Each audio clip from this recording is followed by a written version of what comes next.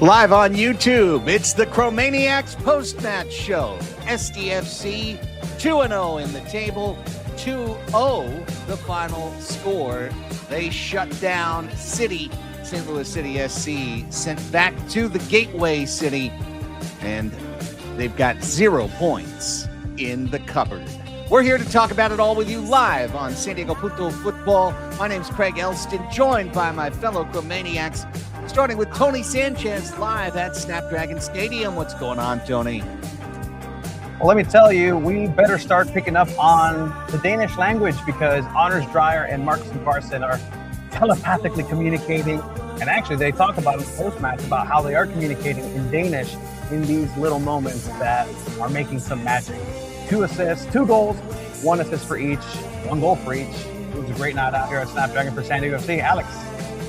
Man, yeah, it was a great night. I love that I was out there. I was out there in the purple lot. I got to see the new shiny suit from Craig. It's glorious. I hope everyone gets to see that at some point in time at the Snapdragon Stadium. But man, what a match! Kind of everything we kind of lined up in our little preview, and got another one, got another win, got another 3 points on Sunday night.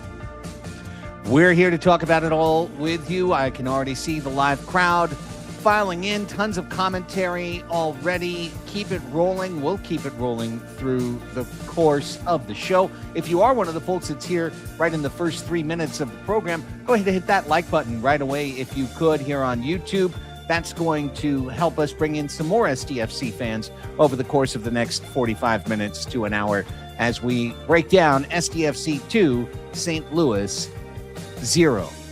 Well, a lot of different directions that we can go with this one, but I want to start with something that we were talking about on Thursday's episode of the Chromaniacs. When we discussed the goalkeeper situation, we heard the training ground sound from 19-year-old Duran Ferri, and then one Tony Sanchez said, don't be surprised if Ferri starts the next game too. To which I said, wait, I'm surprised. What happened to Pablo Cisniega, who just started the tie against Pumas and was great and was rated man of the match and helped them advance to take on Toluca? Well, I think the answer is, Tony, SDFC likes what they see in the kid. Yeah, 100%. Mikey Vadas actually said in the post-match that, this is a clear prime example of what happens when you give an opportunity to somebody and somebody takes it as well as he did.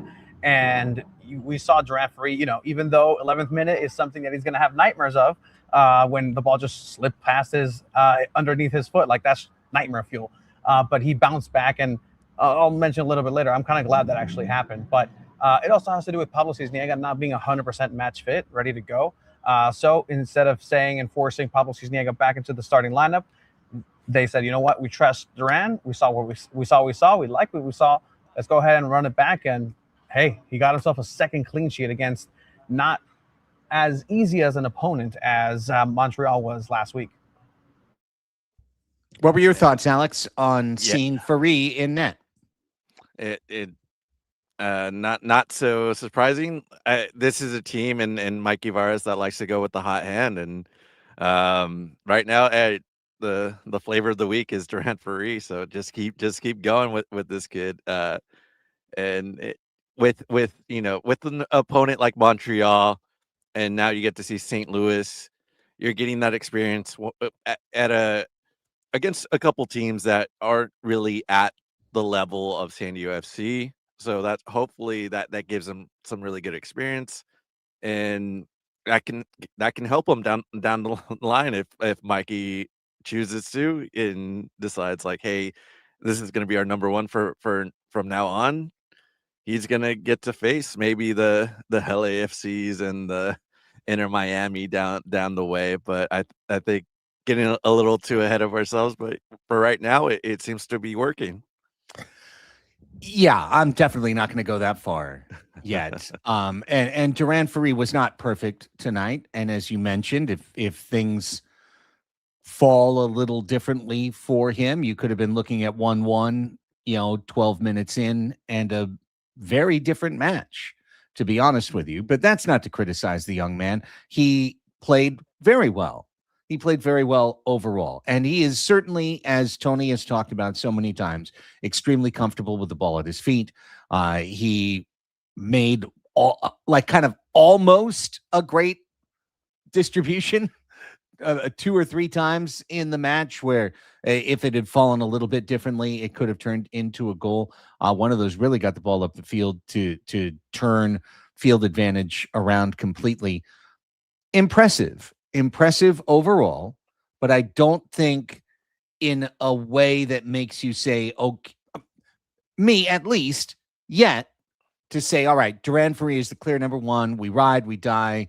Cisniega, you're number 2. Dos Santos, we're looking, I don't know, for a transfer for you to USL Championship or something, a loan, something to give you a chance to play. Because right now, if Ferri's going to take up the minutes, Cisniega, who you just extended, has played really well for this club down the stretch. And Dos Santos coming back from injury, tough situation for him.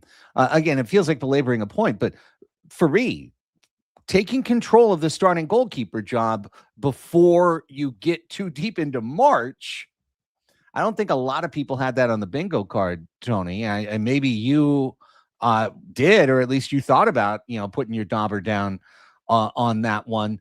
I still think Cisniega is going to start soon. And it could be as simple as something kind of Alex was saying there, Tony, of measuring the opponent. Hey, you know what? Montreal, let's give it a look. St. Louis, let's give it a look. Now we're going on the road. Maybe we go to a veteran. Yeah, and I mean, you're in multiple tournaments, right? And so sometimes what teams do is they switch off those tournaments and the goalkeepers in tournaments because they are, very well suited for MLS play. They're much more comfortable in one sort of play than the other. I'll tell you, Pablo Cisniega is going to be much more comfortable playing against the Mexican teams for sure, coming up with Toluca and CONCACAF champions. But when you start looking down the road and you look at Sporting Kansas City, if everybody's not 100%, I think you're 100% about being able to start Duran Ferri on the road. He's comfortable. He resets every play whenever the ball's at his feet. You can see it. The ball's at his feet right at the half media luna, half moon, half circle. Okay. Yeah. Sure. Yeah. This thing right here. Mm-hmm. And so you could see the moment everybody just locks into place right next to him. He's flanked by 2 center backs to distribute it that way, or he can just boot it. But the moment he locks and he just steps over to lock himself in that middle to have everybody reset once again, invites that pressure. And that's what they did again. It's almost what happened last week. And it almost seems like a pound for pound, same sort of game and game structure. No, not 5 goals, but it just felt that same sort of dominant water dripping. It's eventually going to come and it's going to break. And it did. Well, I couldn't agree more. And I did want to just start with that just to really give you flowers, Tony, because you're the one person who was saying, look for Duran Ferri to actually start the next game. I think a lot of folks, me definitely, thought, okay, Duran Ferri, yeah, no, great win, great story. Cisniega's the starter. He was red carded out of this game, and therefore he'll come back. No, he didn't. And Ferri held his own, and 2-0 is the result, and 6 points are on the board. Now to the broader stroke, like what you were saying, Tony. And of course, we were all 3 at the match. I was in the supporters section. Alex was in a seat with a much better view. Tony was in the press box for this one. But I really thought San Diego FC controlled this match pretty much the entire way. There's always going to be a couple of nervous moments, a couple of moments of chaos. And when they were, Manu Dua shut him down and was essentially step perfect tonight. He played close to a perfect match at center back. He was an eraser of a couple of situations that could have developed into something in a different way. So before we even get to the Danish connection up top and how great they were, Manu Dua is a guy who is starting to take that track that we talked about in our preseason episode of a young man already established who might take that step up to be discussed as one of the best center backs in the entire league. Yeah, exactly. And it seemed like any time that St. Louis wanted to get something going, and they were kind of immediately stopped by a Manu Dua or a Yepe. Each Yepe and Dua had 9 recoveries in this match, and they did a good job just stopping the ball, just stopping their flow, and just almost for a long time. I really didn't count the minutes, but it just seemed everything was kind of stopped at midfield and pushed back towards their goal, and it's incredible to see how much Manu Dua has matured and grown into this position. For a guy that's really has 1 season really playing center back, so he's really owned up to the role, and it's great to see. Sandy is really taking advantage of the youth and everything going up the middle from Manu to Yepe, over to Invartson right now. It's all working, like, right down that middle. I mean, and that's something that's a play you don't find that's so well adapted to be able to move the ball forward in the center back position. Again, remember, he's not a natural center back. He's foreign to this position in a way that he can take liberties. He doesn't go the safe way. He doesn't go by the book sometimes because the book as a center back dictates, hey, you need to defend. But in some notions, he's like, okay, I'll give some space, and then with my speed, I'll just come crashing in. And he's able to do that with those long legs of his. And talking about the center back position and just the defense overall too, Kieran Sargent making another appearance and had an incredible goal line clearance opportunity as well. I mean, this defense just keeps getting younger and younger and more inexperienced. This is Kieran Sargent's second MLS start. Like, he just played like a veteran through and through. And then having that next to Dua, next to McVeigh, who's also playing out of his mind as well. Like, the runs that McVeigh is doing to move forward are incredible, and his defensive prowess is also there. And on the right, you have Bombino, left back who's playing right back, who's picking passes. There was one pass here in the first half that went right through Dreyer, and just the angle that the camera got it was between 3 players, and he just nonchalantly just cruised it right by in the middle. And that's some world-class stuff that we're seeing from some of these players. Truly it is, and it's an extremely impressive performance from the back. The rest of the young back line, very good as well, but Dua just truly stands out. And yeah, great call on Kieran Sargent. He had the clearance very late in the game when St. Louis was pushing to try and lose 2-1. Basically, they were looking to try and get that one goal that was going to give them a little bit of a something to take back with them to Missouri and to give them a little momentum into their next match. And instead, Sargent had the line clearance. Now, the next thing I'm going to say as we move forward is that this match could have finished 5-0-2. It really could have. San Diego FC was dominant, creative, persistent, relentless on offense. And they got 2, but if not for an amazing goalkeeping performance in terms of shot stopping from St. Louis, this is easily 3 or 4, possibility for 5. I really thought SDFC was in clear control of like 90% of this match. Yeah, Berkey had a great game, 5 saves in this one, and man, yeah, it could have really been ugly for St. Louis, and it's kind of, I mean, Berkey kept them in the game, and they could have had like the chance to try to equalize and get momentum on their side, and they just couldn't get anything really going on their side, and moving the ball forward. But man, Berkey had a really great performance. It's kind of like one of those things that you see out of like elite goalkeeping that kind of we saw out of Dane St. Clair. So, man, yeah. Like, what did you see out of it, Tony? I mean, I've watched him play in Champions League. That's the man who succeeded Roman Weidenfeller, one of the most legendary goalkeepers in Borussia Dortmund, and his tenure in Borussia Dortmund and his way of playing is exactly what you saw today, a strong, just overall leader in the net. It's very rare that you see somebody with such a presence in the back, let alone a DP. He's a DP goalkeeper. That's why he's a DP goalkeeper, because he saves you from those matches. And it takes something special to get through a special goalkeeper like that, even on a night like that. And both goals, I would argue, took some magic touches and a little bit of magic powder to get it past Berkey today, who played out of his mind as well. And again, this is very different to how Montreal also played. St. Louis a little bit more physical, but because of that physicality, SanDiego.FC was also able to wear them down. And you saw it towards the end of the match. There was a moment of lapse of judgment where Berkey just yells at his entire team because Anders Dreyer made it all the way through. Ended up being offsides, but still, like it's that level of focus that St. Louis just lost. They lost the plot towards the end because they were way too tired to keep up, and new and fresh and younger legs kept coming through for SanDiego.FC. Now let's go right to the beginning of the game, because SDFC scores immediately, and they do so in large part. Now we can talk about the buildup, we can talk about everything else, but the touch from Marcus Ingvartsen to juggle the ball out of the air and to Dreyer is about as good as you're going to see. It's just absolute teamwork.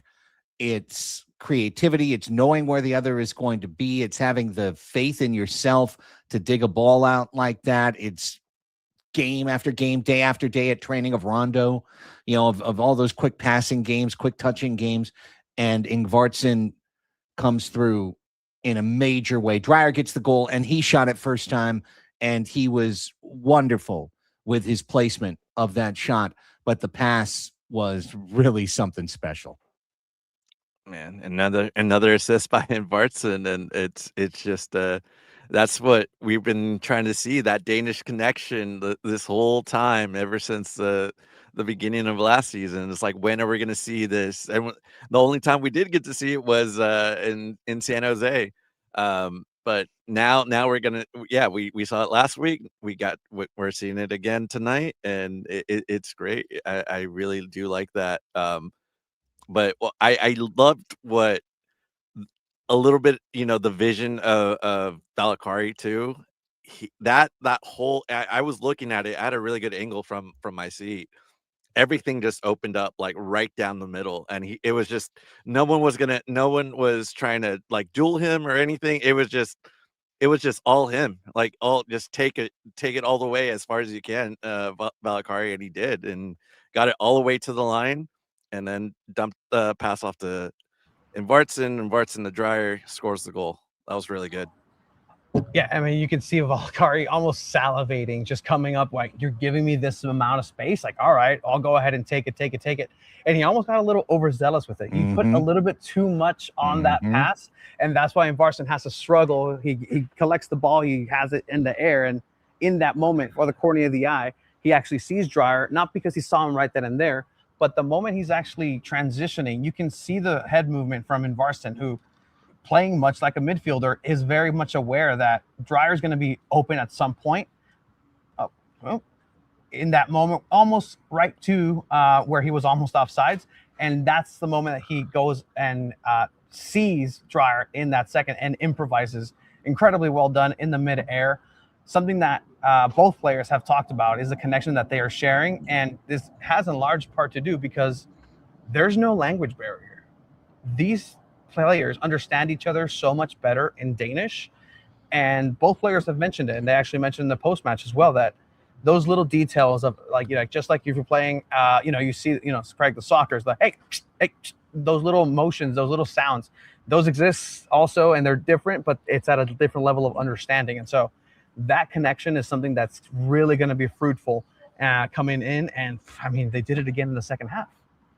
They did indeed. And I'm just glad you brought that up, Tony, because Valakari shoots that pass right up the leg of Ingvartsen by weighting it about 1.5 times too hard. And it takes the touch of Ingvartsen to control that ball that came up his shin and be able to lay it off to Dreyer. So many very good players would need an extra touch to bring the ball down, and that would have allowed the defense to get back, or for Dreyer to be too far away, too far up to take the pass. So excellent for Marcus Ingvartsen in that moment, a moment of brilliance that sets up another moment of brilliance for Dreyer and the goal. And then SDFC has chances and chances and chances, and Berkey is making diving saves and diving at the post as the ball just goes wide, and then make a one-handed save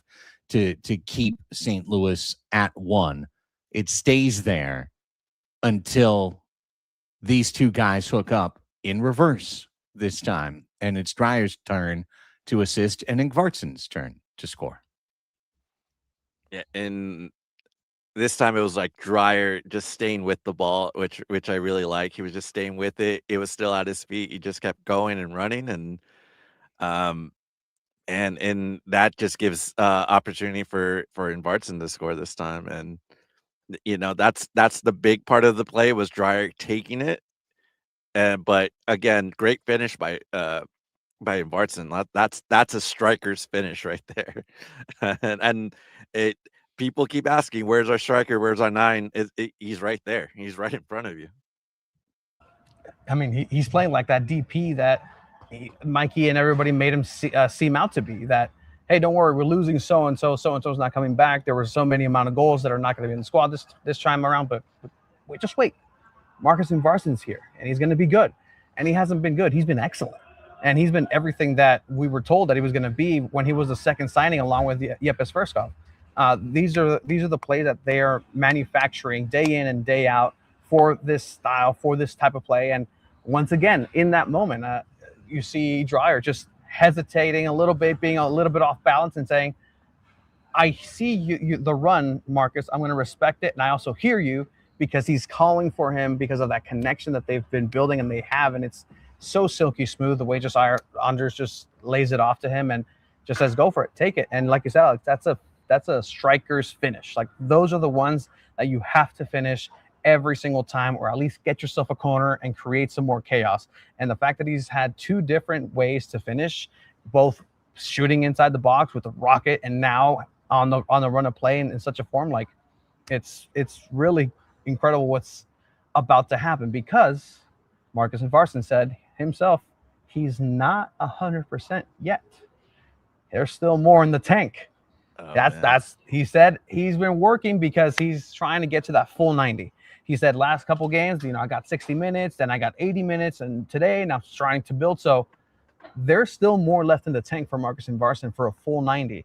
And he's a lot of the reason why St. Louis was so tired, because they had to respect that physicality that he was bringing.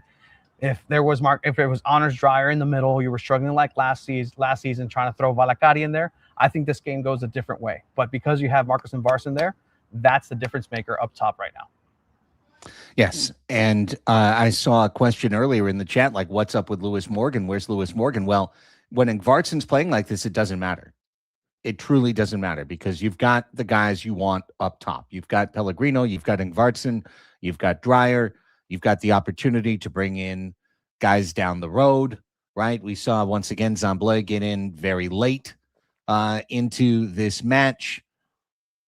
They've got a really good system set up right now up front, as long as these guys stay healthy and continue to contribute the way that they are so far. So 2-0.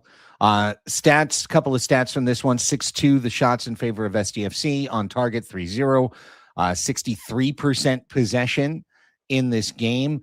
Passes were 637 to 387, so another dominant. It's not exactly double, but a dominant passing advantage. Pass accuracy of 91%, which is terrific. 7 corners to 2. Overall, just SDFC in control of this match all the way through. Any thoughts on the substitution patterns this evening? Seems like the storyline that we're going to see the rest of the year, maybe. Yeah, Selma came in, which is I think that Selma for Godoy, I feel like that's always going to be a good move, just to bring in younger, fresher legs for you're swapping out the same position. Bryce Duke got an appearance. That was different. We finally got to see Duke in action, and yeah, Mighton's in, Pilcher's in, Zamblé. I think those are, just like you said, Craig, a rotation that we're probably going to be accustomed to seeing from now on. But yeah, Bryce Duke is finally got his minutes. Still waiting for Morgan when he's healthy.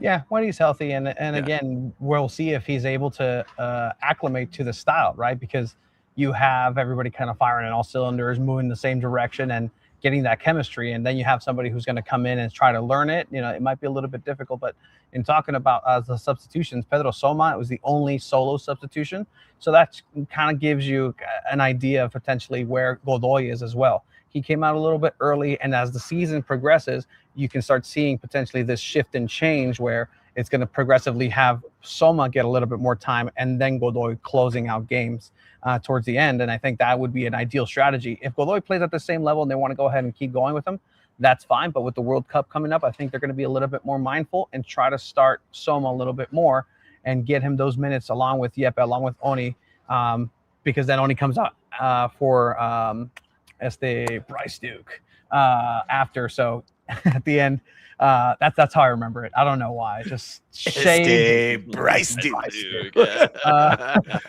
Clip that one, memes. Oh my god. But yeah, so it's very interesting to see, and if that's going to start happening, man.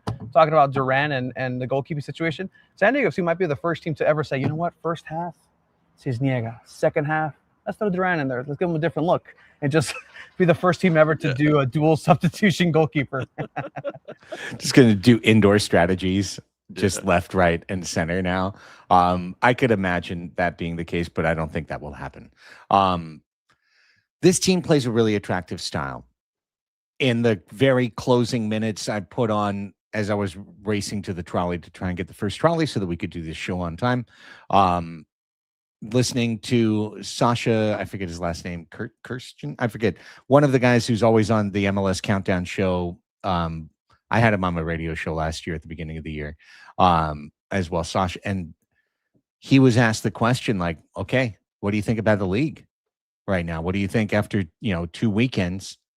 And he's like, LAFC, SDFC. These are the two complete teams. Yeah, there's other 2-0 teams, but in terms of complete performance, SDFC right now is really raising the bar in terms of where our expectations, I think, should go. And, it's early days, right? Early days right now in this season. Teams played twice at home. I think they've played two teams that combined Clishan. Yeah, I think that's right. Thank you, Jeffrey. Two teams that may not make the playoffs, right? So taking advantage of the schedule you have is important. We knew going in that, based on the analysis of the schedule, the first half is significantly easier than the second half after the World Cup. Sorry. So nonetheless, this club is playing at a level where you start to think, wait a second, is this thing a wagon? Like, is it just a wagon that has no brakes, that's just going to keep rolling and picking up speed as it goes? Because the results have been there, but the style, the panache, the confidence, the maturity, the way they were seeing out the game at the end, guys. I know I'm kind of rambling a bit, but like the way they were seeing the game out at the end, where they were tight, compact, locked in, everybody in lockstep, everybody 7 to 10 yards from one another. Like, they really look right now like they have the opportunity to be a complete team. And just like look at the other side. That, I mean, it stood out in that first goal. The defender that was right in front of Dreyer just kind of cruised on towards Invartson, and that opened up space right behind that defender to get the shot off for Dreyer. And if he stays where he's at, Dreyer's not shooting that shot. If he kind of and that was the same type of move that I saw last week watching St. Louis. Edelman moved up way too far. They got a shot off right behind him, and that's the type of mistakes that SanDiego FC is not doing right now. They don't have those mistakes, and everything from the style of play. They want to push the ball forward. Everything's clicking, and I think it's even gotten better since the end of last year. I think everything is flowing the way it wants. the players have gotten better. I think they're getting confident with the system. Like everyone really believes in this thing, and it's just it how can you beat this thing? It's going to be really tough for a lot of these teams to try to figure out like how can you beat San Diego FC when everything is just working, right, Tony? It is, and if you ask Mikey, of course he's going to pick a couple of instances here where they could be better, or just general coach speak. By the way, I just got interrupted by a giant rat here at Snapdragon Stadium, as the cleaning crew is also here. So, hey, fumigate guys, this big bratota. Sorry, but wow. Cleaning crew, shout out. I have to brave the elements now and find it. But anyway, essentially, yes. And what I think was good in a microcosm of what Duran Ferri went through in minute 11 is I think what needs to happen for this whole team a little bit, because everything's so peachy right now. Like, I think they need a little bit, and I'm not wishing ill or goals or losses for anybody in particular, but I think they need to go ahead and feel, like that stomach drop a little bit. Minute 11, Duran Ferri, ball goes right through. I'm glad that happened to him, only because that's going to have him be uncomfortable and be more locked in moving forward. That's just a moment of a lack of judgment, lapse of concentration. And so for the entire team, is that going to happen? Is there going to be a team coming up with Kansas City who's going to do that before Toluca? You have 3 games in 15 days. So you're going to have to find something in there to kind of reignite something, because are you going to sustain this for that amount of time? They've proved that they have, but it's going to be really tough to have that travel up into Toluca and then, and have them welcoming him here as well. But for right now, they're firing on all cylinders. I can't nitpick anything, because they've been able to come back and prove everybody right or wrong, or they're just great. They're just a great team. I know. It makes it a little tougher to do this particular gig when there's like, no, everything's really, really good.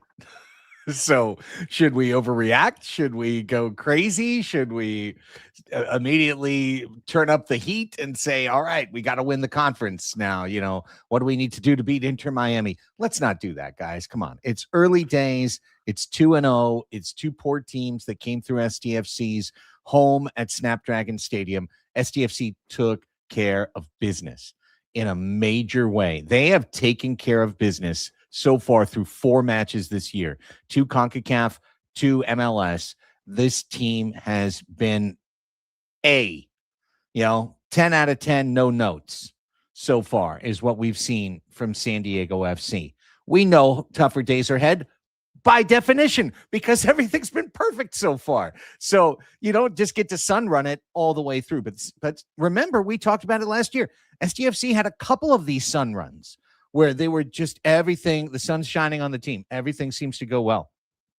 And to me, it's about system. We're about to get to the sound, but I don't know if you guys saw, I should go find the link and maybe I can drop it into the comments, but a story that was done earlier this week about like why SDFC can do what what most MLS expansion teams cannot do, because MLS expansion teams don't have an MLS Next club that's ready to contribute. They don't have an academy that's ready to start shooting prospects at them in year 1 or 2 or 3 or 4 or 5. And instead, because of the Right to Dream connection, critically, and maybe this is something you could talk to, Alex, SDFC doesn't wind up having to continuously hire players, veteran players at higher salaries to fill up their roster from middle to bottom. Instead, they can put in young players at low salaries and continue to have that young pipeline coming through. All the while, the Singing Hills Academy, they only invited their youngest class in. They're not trying to jumpstart. They're giving that thing a 6-7 year runway, because there's Ghana, there's Egypt, there's Northland, there's this worldwide network that SDFC has that no other team in MLS can compare to. Yeah, that's true. And it started with the 2 guys after Ferri that we signed, right? We got Yeppe Tverskov and Marcus Mvartson from the Right to Dream straight into our team. And, Yeppe has been incredible. I mean, he is like the best central defensive midfielder in the league, and he's getting paid pretty, modestly. I mean, it's not the highest salaries or anything. It's pretty good, but and Marcus Mvartson, I mean, if that, getting him just for TAM money, that's gonna be good because yeah, he should be a third designated player. And it's not just that, and not just Right to Dream, but also it has to do with Mikey Varas and a little bit with Tyler Heaps, but more Mikey Varas with his experience with the youth national team and getting Luca Bambino in and getting Ian Peltry, getting all these guys in that have worked under the under 20 national team and getting having that familiarity with Mikey Varas too. So they have a little bit of knowledge on the youth system here nationally already. Plus, you got Right to Dream, and it's coming together because we're kind of seeing the first signee from that Right to Dream Academy drop into this team in Brian Zamblé. And if we get another one, now we're cooking. And guess what? With Tomas Angel no longer on the roster, we're gonna see a couple more under 22s coming our way. So Tyler Heaps has room to cook this summer, and I'm excited to see it. And man, it's just like everything. It's working like Right to Dream, under 20s. Everything's working for this club, and they've really thought this out. And we're not. It kind of seems like we're not gonna hit that like sophomore slump like the other teams, like St. Louis, that hit a big slump in their second year. I mean, looking at here, like, oh, what about the Red Bulls? Yeah, how did they do last year? How did that academy pan out? And everybody right now is absolutely just in love with el estadounidense Bradley. He's playing the kids. Like oh my Bradley. gosh, have you seen that? Have you seen that? It's the same thing here. It's just in a bigger market, and it's getting a little bit more attention. And people don't like San Diego FC because they can scout it to Mexico. Simple as that. So yes, there's going to be a lot of more competition coming up, and it's going to be very much more difficult. Something that did come across. Thank you for that. It was Anders Dreyer by scoring the first half tonight. He became the second fastest player in MLS history to record 20 goals and 20 assists, doing so in 36 regular season games to Lionel Messi's 26. So, more records, more good stuff. Everything's coming up. Croman Azul so far in 2026. Let's get into some post-match sound here live on the Chromaniacs post-match show as collected by SanDiego.Futbol. And let's start things off with the man in charge, Mikey Varas. We'll start with English questions first and followed by English.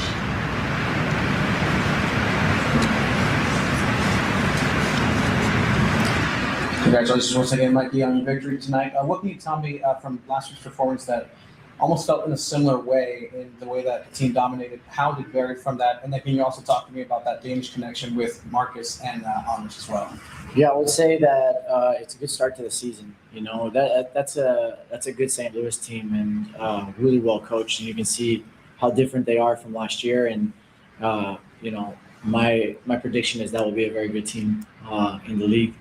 And so you go against a team that you knew was going to challenge you, and what kind of mentality you have in the preparation. And what we said is we show up every day in terms of making sure we have a no regret mentality. From the moment we get out of the car to the moment we get back in our car, we make sure we do everything possible so that we're as prepared as possible to give ourselves a chance to win the game. And we've asked ourselves, why do we do that? Of course we do that because we like to win. And individual players do that because they want to have a career. But for us, it's deeper than that. We do it because we love it. We love each other. We love our football. We love our city. We love our club. So we feel that extra responsibility. And when you do that over and over again, you have chances to do this. Now the challenge is, how do you maintain that and progress it, right? This should only be the beginning for us if we maintain that mentality. And then, of course, so happy for Marcus to get another goal. and for Anders, who's been so good for us. So I think he's the 10th goal scorer for the team so far, and then Marcus getting this double digit. And then we do that, the facility players and staff, but it goes further because you can see the environment with the fans and how it continues to grow and evolve, and how they bring that energy to help us in these moments, and really making this a very difficult place, I think, for teams to come. And then a huge credit to our grounds crew, because the pitch is flying right now, and when you have a pitch like that with guys like this as committed as they are in an environment with fans like that, I think you have the possibility for special nights. Everything coming together, Tony, for San Diego FC. I'd like to shout out to the grounds crew. Hey, shout out to no American football being played right now. It's a lovely time to be running on the pitch. I hope San Diego Wave FC has just as good a pitch in 2 weeks. No, I mean, shout out to them as well. It's beautiful out there. But again, that question, I was pressed with what was different? I just wanted to what was different? Last week you played the same.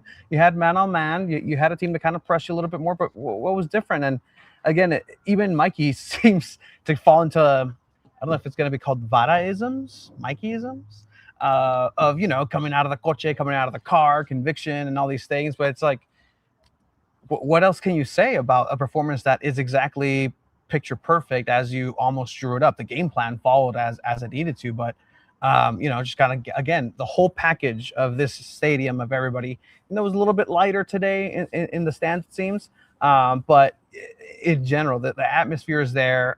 The grounds crew is firing, and we'll see how sustainable this really is. And did anyone ask about Marcel Hartel?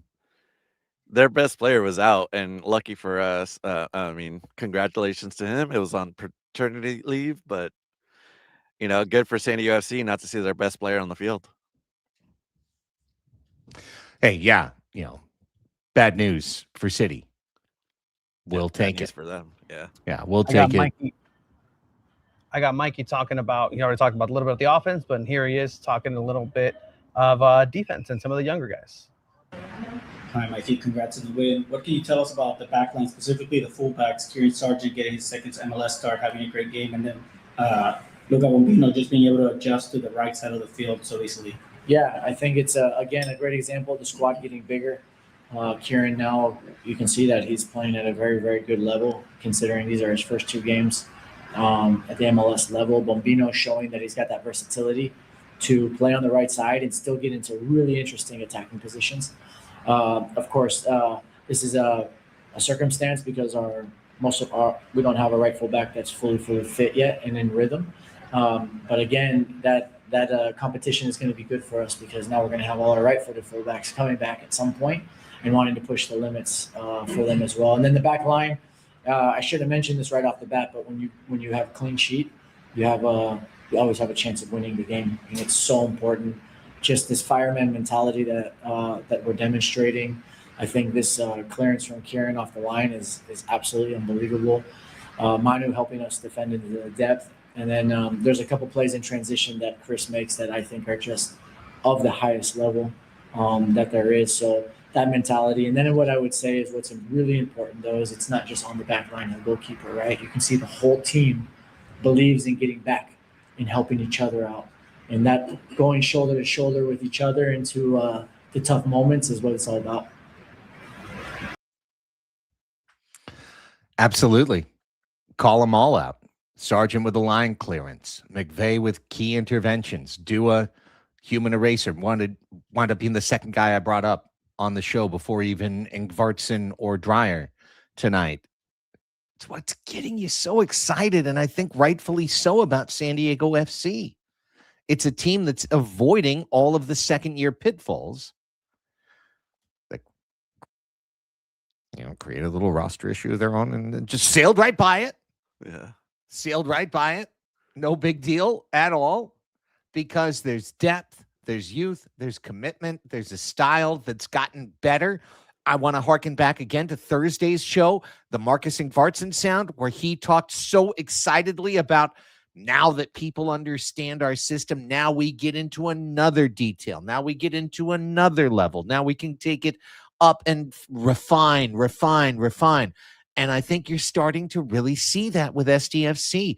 It's a club that's truly primed to be good now and good for a long time.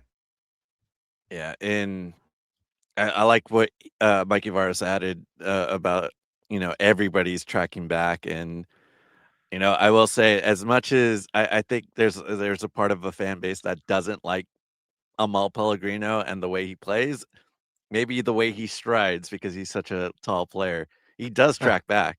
He does track back, and he got a tackle today. He got a recovery. He's right there in the midfield too. Like he does play.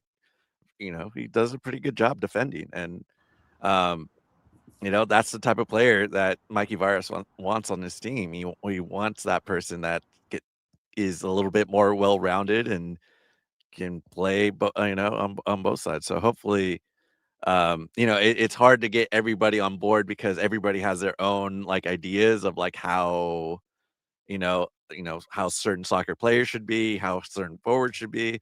But man, it's good to see that everybody does have this team mentality from Pellegrino, Dreyer, everybody is on board with tracking back and defending their position. So that's really good to see. And Sargent, that was another. I don't know how many goal line clearances we've had from fullbacks and center backs, but I think it might be 3. I think it's Pilcher, Dua, and now Sargent. And we're seeing some really good defending out there. I love it. I mean, on the other side, you got DP, the 10, getting the 10th goal, the 10th goal scorer, Anders Dreyer. Ready to let's hear from Anders. Congratulations, Honors, on your goal tonight and the way that the team was able to get victory. Can you go ahead and walk us through both of those goals? You were integral in both of them, and could you walk me through the second one? At what moment you decided to go ahead and lay off that ball instead of taking the shot when you saw Marcus? Yeah, first of all, I think good first goal. We started very, very good. I had a chance after 6 or 7 minutes as well to make it 2-0, but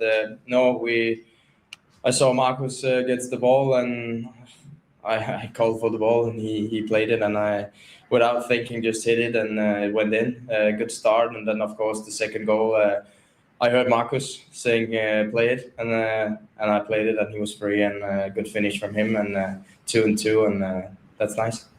Marcus had mentioned in training that it feels like he's almost just not even having to communicate. You guys just know where to be. Is that how it feels like to have him back on the squad, and how integral is he to the overall team? Yeah, exactly. And I think especially also in the beginning when I arrived, of course, speaking Danish, he taught me how to press and all that kind of things. And it's a little bit easier to understand when it's in Danish and not in English all the time. So he was a key factor also when he was out a lot last season. I think he, in meetings, in attackers meeting and all that stuff, he was available and you could ask him. He played this system before and he know like what to do. So yeah, it's nice. And like he said, I think it's it feels like normal. It feels like he haven't been away. So yeah, I'm happy for him. These guys have it locked in, and we're now finally getting to see what everyone was talking about all the way to last January when Jeppe and Marcus were signed and when they came in and they're the first 2 signings, and you heard all of the potential of these 2 guys. Tverskov, an incredible all-star season. His first year, he continues to roll. But now we finally seeing Vartson, and instead of him being the Where's Waldo of the team, which he pretty much was throughout 2025, now we get it.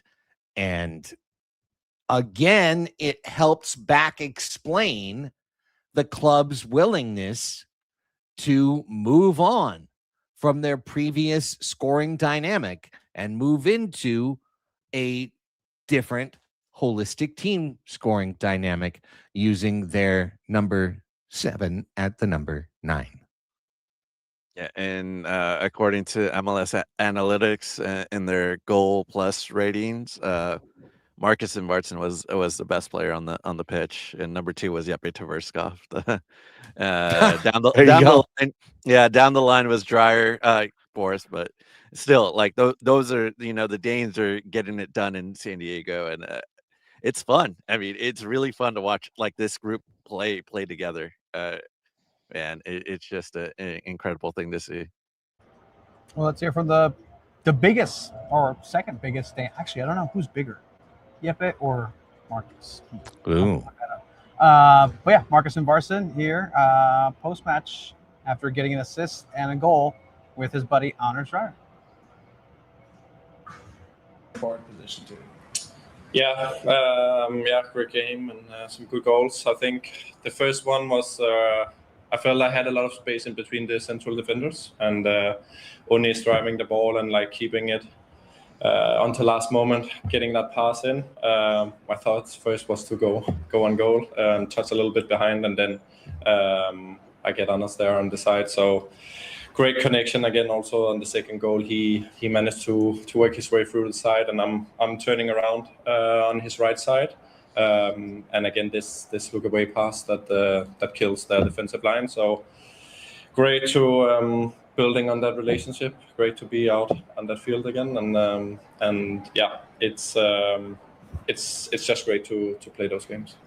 And now in the second season, now you're able to contribute a little bit more for the club. How does it feel for you personally to be able to get out there and not just contribute with the goals, but also off the ball as well? Yeah, amazing. It was a tough last season. We were, as a team, doing so well, but personally coming in and out of the team, being out for way too long. And then now this preseason, had a good talk with the club, and we have been building my fitness up and doing it in the right tempo. So still running a little bit behind, but I feel my rhythm gets better and better. Felt much sharper and dynamic today. So it's starting to look pretty good. Great stuff from Marcus. Sorry, hit my own mute button. Great stuff from Marcus Vartson there. Talking about that second goal, there's one last thing I wanted to say about that, and we're close to the end of this particular program, but there's both of you guys know this for sure. All of our audience, we got a huge audience, almost 100 people watching right now at past 10:30 on a Sunday night. So thank you to everybody who has found and supported Chromaniacs. Thank you to all the folks who came up to me at the game today, folks who came up to me at the trolley and said, I never miss an episode. I love what you guys are doing. Thank you. We continue to grow as this club grows and as the fandom grows. But to that second goal, you guys both know this. There are a lot of players who would have gone to ground as Anders Dreyer stumbled and rumbled and bumbled his way through 2-3 tackle attempts, getting his leg clipped multiple times. And I'm not trying to be sacrilegious about this. I'm just talking about my own personal mind memory. Another midfielder that reminded me of was another 10 who's down in Miami right now, Messi being willing to not go to ground and to keep a play alive because he has the ability to do it. And I know Anders Dreyer and Lionel Messi, that's tough. Messi's the best in the world. I'm not saying that Anders is the best in the world. I'm saying that he made a Messi-like run. He made a run that reminded me of the best because he didn't just flop down and pray for the free kick and throw his hands and his legs in the air or roll on the ground. Give me a kick. He kept the play alive, and it turned into a goal instead of a free kick. Yeah, that was the best thing about that run. Yeah, just kept it at his feet, and he just kept going with it. And yeah, yeah, other people, yeah, they're trying to get the foul. They're trying to get the free kick, especially in that area, right? He's deep in their territory. It's an easy free kick. So, but he didn't do that. He kept the play alive, and we get a goal out of it. So that was really good syncing up with Marcus Vartson on that goal. That's the talent that he has. I mean, Mikey also said that, the way that Anders trains, it's like he's playing a final every training session, not just every game, every training session. So there are levels to these things, right? And the fact that Honors is yet again just coming back into his rhythm, into his level as the best player, as a talisman, is just, where Honor Strider goes is where this team is going to go. And right now, he's on pace to kind of start contributing very positively once again. And now he has a friend in the middle who speaks the same language as him. So that's definitely going to help. I mean, could you imagine going to the Netherlands and trying to be an outstanding professional athlete, but you're an English speaker and everyone is telling you in Danish how to press and how to move and how to run, and you're doing your damnedest to stay with it and to build culture and to build. But like, it would be really cool if someone was there in your own language that went, "Hey, let me tell you what the teacher just said." Come on over here. Let's form our own little study group. Let's figure it out. So credit to Tyler Heaps for the utilization of the Norshland pipeline, but nonetheless creating those personal connections, creating those, between countrymen connections that have turned out to be extremely fruitful for San Diego FC. We're basically at the hour mark here. SDFC 2, St. Louis City SC 0. SDFC is out to 6 points now, plus an advancement in the CONCACAF Champions Cup. And now we get into, guys, a big road stretch that we'll talk about on Chromaniacs 34 coming up on Thursday evening. But this club goes away for a little while. I believe their next time home is Toluca. And after that would be the 22nd. So a chance to see if this magic is somewhat attached to that pristine pitch over Tony Sanchez's shoulders, or if it's about the club itself and the quality and just the absolute level that this team has been at so far this year, guys. Yeah, we're gonna see a lot. We're gonna see. We'll see if Mikey Varas is gonna rotate some of these players out. I kind of hope we do for the long-term health of this club. But yeah, they're gonna have some really big away matches. It's gonna be an interesting stretch these next few weeks, and yeah, hopefully the run just keeps going. We'll see some more wins out of it. Very early in the season, guys, and there's a lot more soccer to watch. And if they falter, I think they have a good chance of bouncing back, because look what happened last year. There were moments where they faltered, there were moments where they lost, and not such good ways. But then on the bounce back, that's some of the best performances that we've seen from this team. So we'll see what happens when this team has a little bit more adversity and if they're able to bounce back as well. But for right now, hey, they're doing it, and they deservedly belong where they are on the Western Conference standings. If you jumped into this program a little bit late and you haven't hit that like button right below, please do that on the way out here as we wrap up this episode of the Chromaniacs post-game show. We're on with you after every match. We come to you live after every match with highlights, post-match sound, reaction, discussion topics. And then on Thursday nights, we record our regular program. So if you happen to run into this via a YouTube search or some other fashion that you got here, know that the Chromaniacs is also a weekly podcast that is putting out general topic discussion about this club and MLS. And we record those every Thursday night. But of course, we do so under the umbrella of SanDiego.Futbol, whose flagship show will air tomorrow night. Tony, what's going to be coming up on Two Balls and a Mic? Well, we got ourselves a telestrator in the garage. So what? We're going to break down some. Yeah, no, we do. I figured it out. After 6 years, I figured it out, guys. Also contributed to our YouTube feed coming down a little bit. So we got to, we got to measure where it in bits and pieces. But come on down, Two Balls and a Mic tomorrow. If you want to hear the full post-match availability from Mikey Varas and crew, SanDiego.Futbol. What the hell was that? Someone unzipping something below you? Alex, tell everybody about ChromaticFC.com. Yeah, and I'll have a recap on ChromaticFC.com.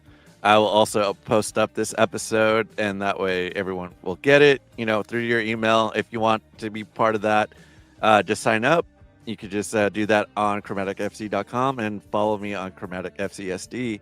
And by the way, our guy Philippe It was his birthday today. I saw that on the screen at Snapdragon. So happy birthday, Philippe. Happy birthday, Philippe, #1 fan. Tony and I were out at San Diego Soccer's latest victory, an 11-5 win over the Tacoma Stars on Friday night. You can find that broadcast, by the way, on YouTube. If you want to check that out, you can. That video is up now. We will be back out there on Sunday afternoon for the Sockers and the Baltimore Blast coming up on Sunday. So lots of great indoor stuff. Tony and I talk under SanDiego.Futbol on Soccer's Overtime every Wednesday live at 6 p.m. So if you haven't checked out the indoor side, why not become a fan? Maybe Soccer's Overtime can help you become an even bigger fan of Soccer's. I'll go check that out. Of course, Padres Hot Tub, we will record tomorrow our regular weekly program with the latest from spring training. And as the Stars head to the World Baseball Classic, myself, Chris Reed, and Rafi Cantor, we do that every week. There's a free episode available every week, and we also have a thriving Patreon community of well over 600, which you can join at patreon.com/Padres Hot Tub, of which Alex is a regular contributing member all the time. So you can have some fun with our Discord, our free episodes. I just saw, Alex, we sold out our trip to Anaheim to watch the Padres and the Angels on April 18th. So all sorts of cool stuff we do. You can check that out as well. And with that, the show is done. Tony, that means you get to pack up and actually head home and maybe get home before midnight. For Alex Pena and Tony Sanchez, I'm Craig Elston. Thank you once again. Hit that like button. We will talk to you again on Thursday night. And until then, vamos, SDFC.